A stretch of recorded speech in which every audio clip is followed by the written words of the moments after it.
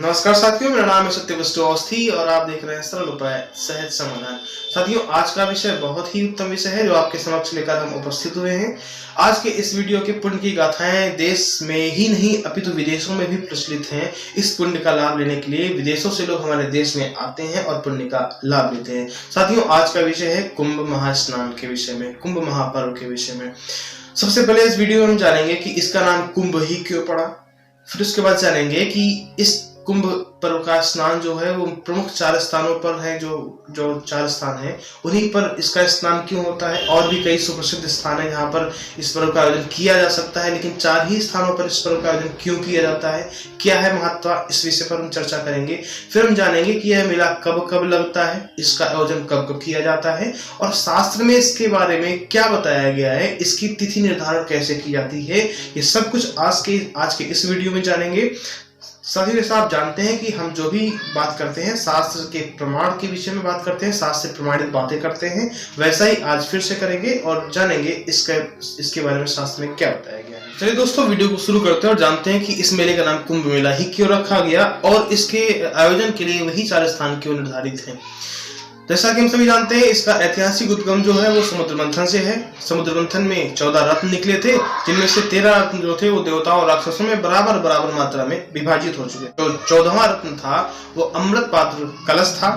देवता भी जानते थे कि यदि इस अमृत को जो भी पान करेगा वो अमर हो जाएगा, और अगर राक्षसों ने इसका पान किया तो और वो अगर अमर हो गए तो फिर सृष्टि का विध्वंस ही कर देंगे। इसलिए देवताओं ने राक्षसों से इसको छुपाने का प्रयास किया। इसको छुपाने के लिए इंद्र के पुत्र जयंत ने इस अमृत पात्र के कलश को 4 जगहों पर रखा, और जिन 4 जगहों पर रखा वही इसके आयोजन स्थल बन गए। चूंकि अमृत जो था वो पात्र में था, जो अमृत का पात्र था वो कलश था, और कलश को कुंभ कहा जाता है, इसीलिए इस मेले का नाम कुंभ मेला पड़ा। मेले का मतलब होता है मिलना या सभा, और कुंभ मतलब कलश, यानी अमृत का जो पात्र था उसके नाम पर इसका नाम रख दिया गया, और मेला मतलब मिलना हो गया। और जो 4 स्थान थे जहां पर इस अमृत की कुछ बूंदें गिरी थी, वो स्थान इसके आयोजन के लिए ले लिए गए। उनमें से जो पहला स्थान था वो उत्तर प्रदेश के गंगा यमुना सरस्वती के संगम पर प्रयागराज था। जो दूसरा स्थान था वो उत्तराखंड के गंगा नदी के तट पर हरिद्वार था। जो तीसरा स्थान था वो मध्य प्रदेश के उज्जैन के क्षिप्रा नदी के तट पर था, और जो चौथा स्थान था वो महाराष्ट्र के नासिक के गोदावरी नदी के तट पर था। साथियों, ये 4 स्थान थे जहां पर इसकी बूंदें गिरी, और वही स्थान इसके आयोजन स्थल बन गए। अगर इसकी तिथि की निर्धारण की हम बात करें साथियों, तो इसमें से ग्रहों के राशि के परिवर्तन के साथ ही इसकी तिथि निर्धारित होती है।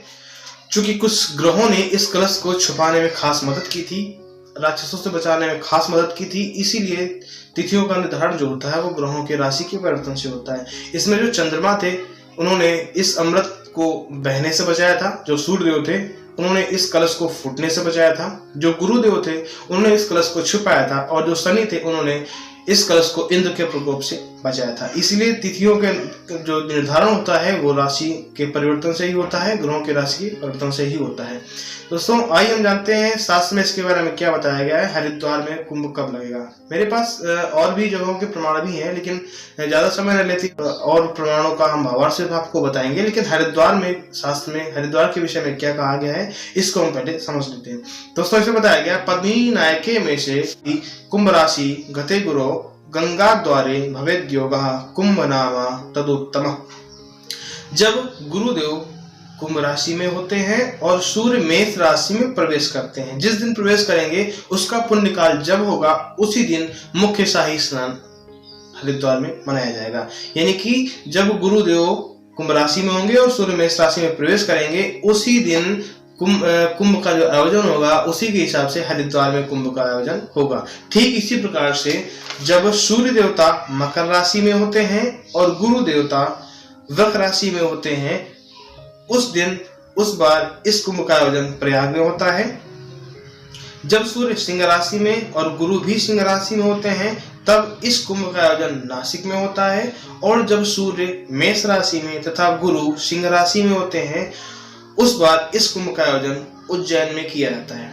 साथियों, यह कुंभ प्रत्येक 3 वर्ष में निर्धारित 4 स्थानों पर 3-3 वर्ष में लगता है, और प्रत्येक 12 वर्ष में एक पूर्ण कुंभ का आयोजन किया जाता है, क्योंकि गुरु को एक राशि को पार करने में लगभग 1 वर्ष का समय लगता है और पूरे भचक्र को पार करने में, पूरी राशियों को घूमने में गुरु को लगभग 12 वर्ष का समय लग जाता है। इसीलिए 12 वर्ष में एक पूर्ण कुंभ का आयोजन होता है और प्रत्येक 144 वर्ष में एक महाकुंभ का आयोजन होता है। दोस्तों आइए जानते हैं कुंभ के कितने प्रकार होते हैं। सबसे पहला नंबर आता है महाकुंभ का। जो महाकुंभ है ये प्रत्येक 144 वर्ष बाद आता है, जो केवल प्रयागराज में मनाया जाता है। ये प्रत्येक 12 पूर्ण कुंभ के बाद ये मेला लगता है। आइए देखते हैं पूर्ण कुंभ क्या होता है। पूर्ण कुंभ मेला यह प्रत्येक 12 वर्ष में निर्धारित 4 स्थानों पर बारी बारी से लगता है।